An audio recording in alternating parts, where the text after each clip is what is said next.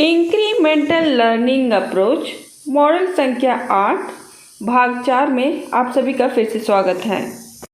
Video को start करने से पहले आप सभी से एक रिक्वेस्ट करना चाहूँगी, अभी तक अगर आपने हमारे चैनल को सब्सक्राइब नहीं किया है तो सब्सक्राइब कर लीजिए, ये कम्प्लीटली फ्री है। जब भी हम नए वीडियो इस चैनल पे अपलोड करेंगे तब आपको नोटिफिकेशन मिलेगा, तभी आप हमारी वीडियोस देख पाएंगे। तो चलिए वीडियो स्टार्ट करते हैं। सबसे पहले हम समझेंगे ऊंचाई के अनुसार वजन शिशु की शारीरिक वृद्धि के बारे में क्या दर्शाता है। सबसे पहले इस चार्ट में आप देख सकते हैं लंबाई सेंटीमीटर में दिए गए हैं, उसके हिसाब से लड़के और लड़कियों का सैम और मैम या फिर सामान्य किलो के बारे में दिया गया है। इस चार्ट में आप देख सकते हैं लड़के और लड़कियों के बारे में सैम, मैम और सामान्य किलो के बारे में बताया गया है। और इसको हम कैसे देखेंगे, लंबाई के हिसाब से। जैसे कि पहले कॉलम में आप देख सकते हैं 46.0 लंबाई है, उसके हिसाब से लड़कों की अगर 2.0 है तो सैम कहा जाएगा, अगर 20 to 21 अगर रहेगा तो मतलब किलो के हिसाब से हम कह रहे हैं तो इसको कहेंगे, हम क्या कहेंगे, मैम कहेंगे। और अगर इससे भी मतलब 22 से अगर 3.1 है किलो तो हम इसको सामान्य कहेंगे। वैसे ही अगले कॉलम में आप देख सकते हैं 46.0 लंबाई के हिसाब से लड़कियों का अगर 2.0 है मतलब किलो है तो हम इसको सैम कहेंगे, अगर 20 से 21 है तो मैम कहेंगे, या फिर 22 से 3.2 अगर किलो है तो हम उसे सामान्य कहेंगे। अब हम समझेंगे जब शिशु वृद्धि निगरानी चार्ट में लाल और पीले दायरे में आते हैं तो क्या करना चाहिए। यदि 24 महीने से कम उम्र का शिशु नाटा या कम वजन का पाया जाता है तो निम्नलिखित कार्य किए जाना आवश्यक है। जैसे कि एक, शिशु के माता पिता को सूचित करेंगे कि उनके शिशु की लंबाई और वजन उम्र के अनुसार कम है, यानी कि वृद्धि धीमी है। दूसरा, माता पिता को निम्न बातों का अधिक ध्यान रखने के लिए भी कहेंगे। इसके साथ साथ शिशु के खान पान का भी ध्यान रखने के लिए कहेंगे। जैसे कि एक, शिशु को घर में बने विभिन्न भोजन खिलाएं। दूसरा, कम समय के अंतराल पर भोजन कराएं। तीसरा, शिशु को खिलाने की नियमित सूची बनाएं व समय से खिलाएं। चौथा, शिशु को खिलाने के लिए अलग कटोरी का प्रयोग करें ताकि माँ को पता चल सके कि शिशु ने क्या और कितना खाया है। इसके साथ साथ आप साफ सफाई का भी ध्यान रखने के लिए कहेंगे। जैसे कि एक, खाना बनाने से पहले साबुन और पानी से हाथ धोएं। दूसरा, शिशु को खाना खिलाने से पहले साबुन और पानी से हाथ धोएं। तीसरा, शौच के बाद साबुन और पानी से हाथ धोएं। चौथा, पीने के लिए साफ उबला हुआ पानी का उपयोग करें।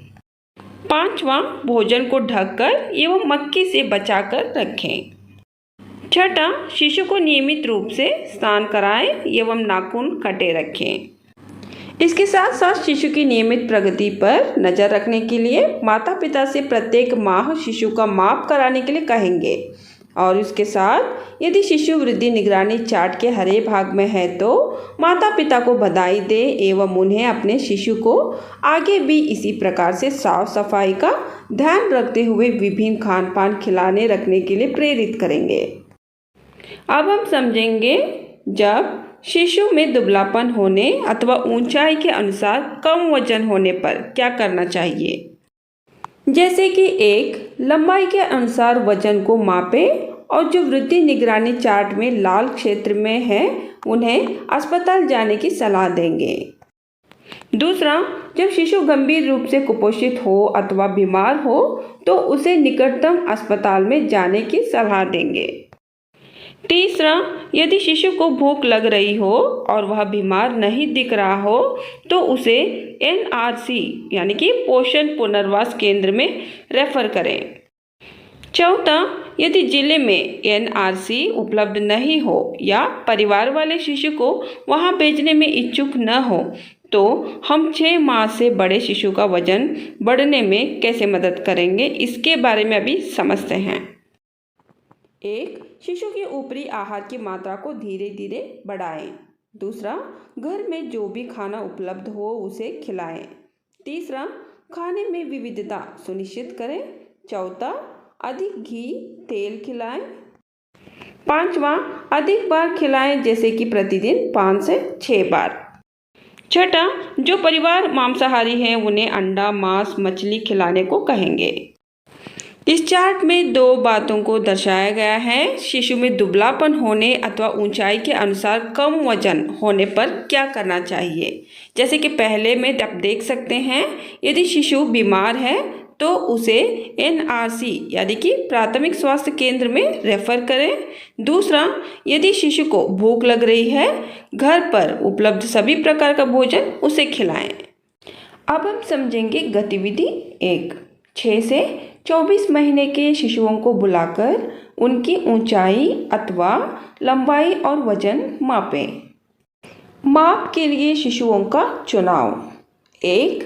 6 से 7 महीने के 2 शिशु यानी कि एक लड़का और एक लड़की एवं 22-24 महीने के 2 शिशु यानी कि एक लड़का और एक लड़की की व्यवस्था करें।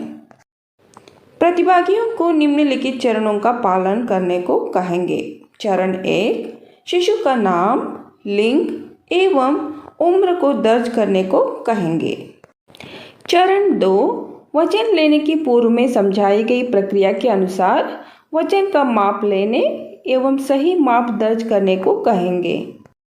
चरण 3, ऊंचाई अथवा लंबाई की माप लेने के पूर्व में समझाई गई प्रक्रिया के अनुसार ऊंचाई अथवा लंबाई का माप लेने एवं सही माप दर्ज करने को कहेंगे। चरण 4, दूसरे शिशुओं के लिए भी चरण 1 से चरण 4 को दोहराने को कहेंगे। अब हम समझेंगे माप की व्याख्या के चरण को। 1, माप के विभिन्न समूहों जैसे कि उम्र, लिंग के निर्धारित मानकों के अनुसार व्याख्या करें। दूसरा, कार्यकर्ताओं द्वारा शिशुओं को नाटा, दुबलापन, कम वजन, कुपोषित और अति कुपोषित की श्रेणियों में विभाजित करने को कहेंगे। 3, इस अभ्यास के अंत तक कार्यकर्ताओं को विभिन्न श्रेणियों और उनसे संबंधित सलाह की समझ होनी चाहिए। इस चार्ट में हम देख सकते हैं गतिविधि 1, 6 से 24 महीने के शिशुओं को बुलाकर उनकी ऊंचाई अथवा लंबाई और वजन मापेंगे। इसके साथ साथ निम्नलिखित तालिका में रीडिंग नोट करेंगे। पहले कॉलम में नाम, दूसरे कॉलम में उम्र, तीसरा कॉलम में लिंग, चौथा कॉलम में लंबाई और पांचवा कॉलम में वजन लिखेंगे। अब हम समझेंगे गतिविधि 2 के बारे में। प्रश्नोत्तरी पहले समझ लेते हैं। कार्यकर्ताओं को बताएं कि शिशु की सबसे अधिक वृद्धि जन्म के पहले 2 वर्षों के बीच होती है। कार्यकर्ताओं को सामने दी गई तालिका के अनुसार लंबाई अथवा ऊंचाई एवं वजन में बढ़त यानी कि वृद्धि के बारे में चर्चा करेंगे। इस चार्ट में आयु के हिसाब से प्रति सप्ताह वजन में वृद्धि कितना होना चाहिए इसके बारे में दिया गया है और उसके बाद नीचे कॉलम में प्रति वर्ष यानी कि 1 से 2 वर्ष के जो बच्चे होते हैं प्रति वर्ष उनकी वजन में कितनी वृद्धि होना चाहिए उसके बारे में दिया गया है। और थर्ड कॉलम में आप देख सकते हैं पहला वर्ष में प्रति वर्ष लंबाई में वृद्धि कितनी होना चाहिए उसके बारे में दिया गया है। याद रखें, जन्म के समय शिशु की लंबाई लगभग 50 सेंटीमीटर होती है। यह लंबाई पहले वर्ष में लगभग 25 सेंटीमीटर यानी कि लगभग 50 से 75 सेंटीमीटर, इसके साथ 2 वर्ष में लगभग 12 सेंटीमीटर बढ़ती है। इस तरह जीवन के पहले 2 वर्ष में लगभग 37 सेंटीमीटर लंबाई अथवा ऊंचाई में वृद्धि होती है। 2 वर्ष के पश्चात यह वृद्धि लगभग 6 से 7 सेंटीमीटर प्रति वर्ष होती है। दूसरा, जन्म के बाद शिशु के वजन में पहले 3 माह में प्रति माह कम से कम 500 ग्राम की वृद्धि होनी चाहिए। एक सामान्य शिशु पहले 5 माह में अपने जन्म के समय के वजन से 2 गुना हो जाता है और 1 साल का होने तक यह वजन 3 गुना हो जाता है। इस तरह पहले वर्ष में वजन में लगभग 7 किलो की वृद्धि होती है। इसके साथ साथ 2 वर्ष के अंत तक यह वजन 4 गुना हो जाता है। गतिविधि 2 की प्रश्नोत्तरी यानी कि शिशु की अधिकतम वृद्धि कब होती है, इसका जवाब आपको यहाँ पे चुनना है। अब हम समझेंगे कार्य बिंदु के बारे में। हमारी भूमिका: 1. अपने आंगनवाड़ी केंद्र के सभी जन्म से 3 साल तक के शिशुओं का हर माह वजन लें। 2. 2 साल से कम उम्र के सभी शिशुओं की लंबाई हर 3 माह में मापेंगे। 3. 2 से 5 साल के सभी शिशुओं अथवा जो शिशु खड़े हो सकते हैं उनकी ऊंचाई हर 6 माह में मापेंगे। उसके बाद गृह भ्रमण के दौरान माता पिता को शारीरिक वृद्धि की निगरानी के महत्व के बारे में भी समझाएंगे। अब हम समझेंगे शिशु की वृद्धि निगरानी चार्ट के लाल और पीले दायरे में आने पर सलाह क्या देना है। 1. माता पिता को उम्र के अनुसार शारीरिक वृद्धि कम होने के बारे में सूचित करेंगे। 2.